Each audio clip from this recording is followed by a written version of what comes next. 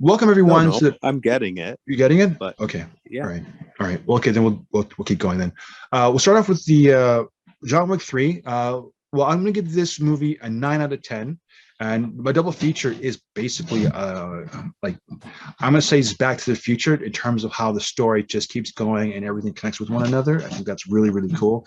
It's not as good as Back to the Future in terms of storytelling, don't get me wrong, but in terms of how everything interconnects and relate to something, and how it goes to something else for a future installment, I think it's really well-oiled machine. It may not be the best, it may be the weakest of all the three, but in terms of the special effects, in terms of the fighting sequences, how he uses the environment more so than the actual, because he's a man on the run.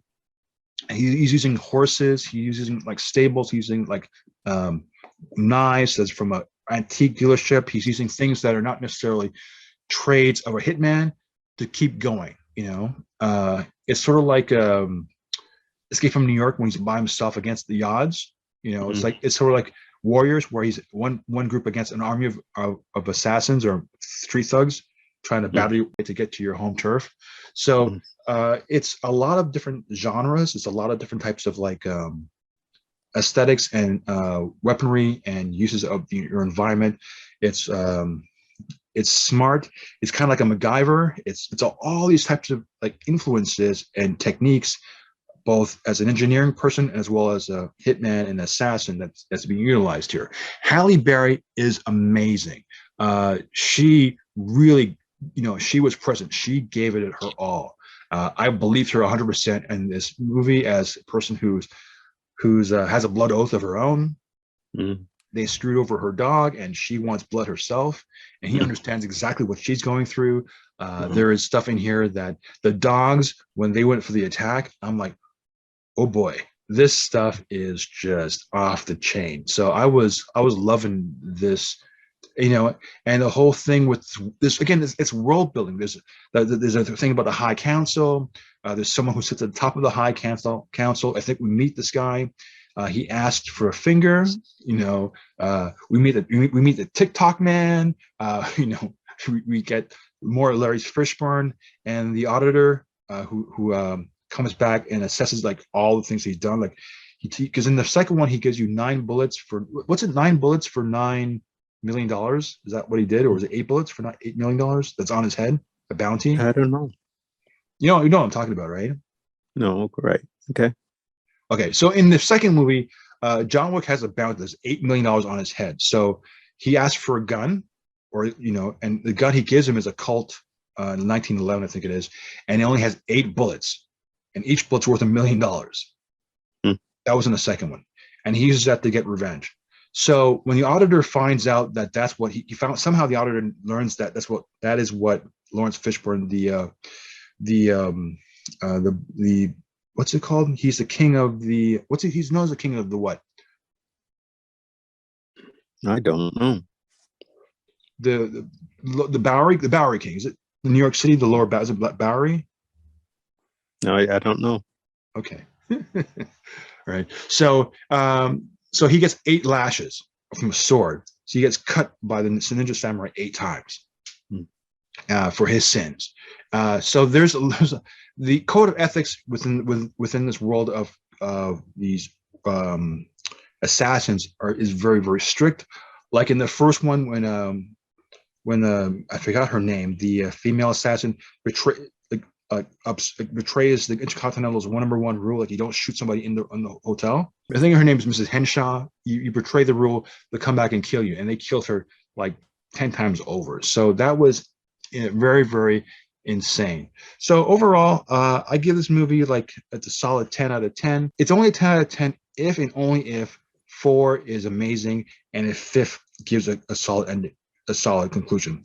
If not, if 4 wavers and if 5 just doesn't is a letdown, then 3 is an 8 out of 10, because the saving grace for number 3, sorry, is that it is an action thriller. It is uses his environment in terms of storytelling, in terms of like where like when you compare it to the first movie, is one is figuring out what's going on. It's a mystery box, and once a mystery box is revealed, it becomes a full out action movie.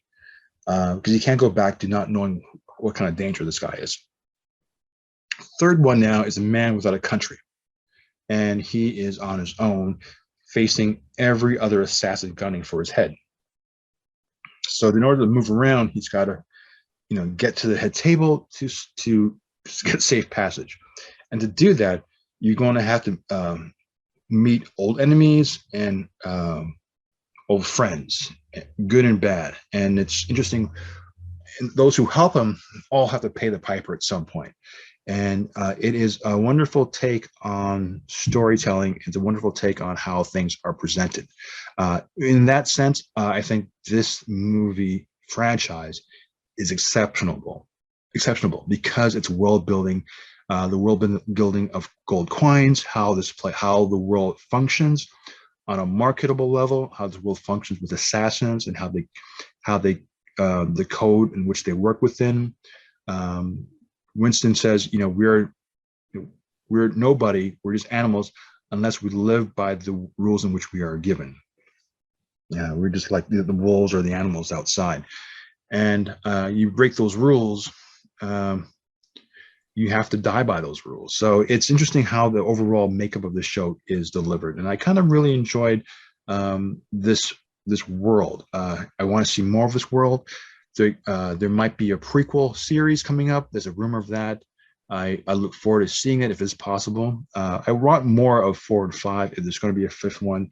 Most likely there will be a 5th one, but Keanu is like getting into his 50s, so I'm not sure how much he can do. And he's a man with not a full hand.